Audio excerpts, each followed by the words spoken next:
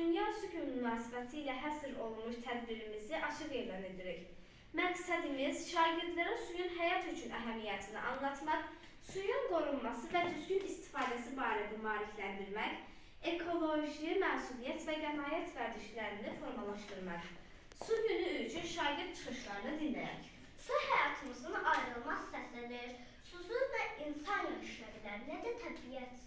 Suyu içmək, təmizlənmək, bitkiləri sulamaq üçün istifadə edilir. Bunun üçün də suyu israf etməməliyik. Təəssüf ki, bəzi insanlar çayları və gölləri çirkləndirir. Çirkli su isə balıqlara, heyvanlara və insanlara zərər verir. Gəlin suyu təmiz saxlayın.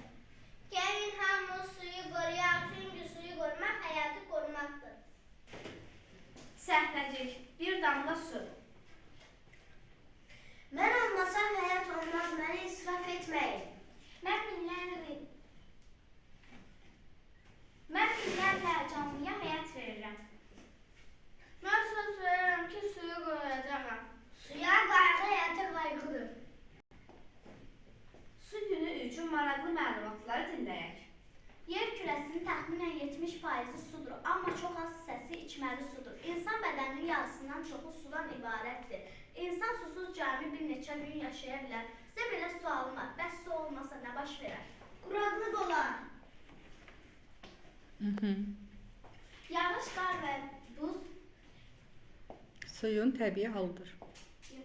Yağış, qar və buz suyun təbii mənbələridir. Çaylar və göllər də içməli su mənbələridir. Sizə belə sualım var, yağış necə yaranır? Su buxarlanır, bulun əmələ gətirir və yağışır. Gəlin şagirdlərimizin çıxışında bir damla su şeirini dinləyək. Su həyatdır, su neymət. Onsuz olmaz bu təbiət. Çaylar axar, göllər gülər. Su olanda dünya gülər. Su varsa həyat var, su varsa təbiət var. Gəlin onu qoruyaq, səhv gələcək bura. Suyu qoruyaq, həyatı qoruyaq.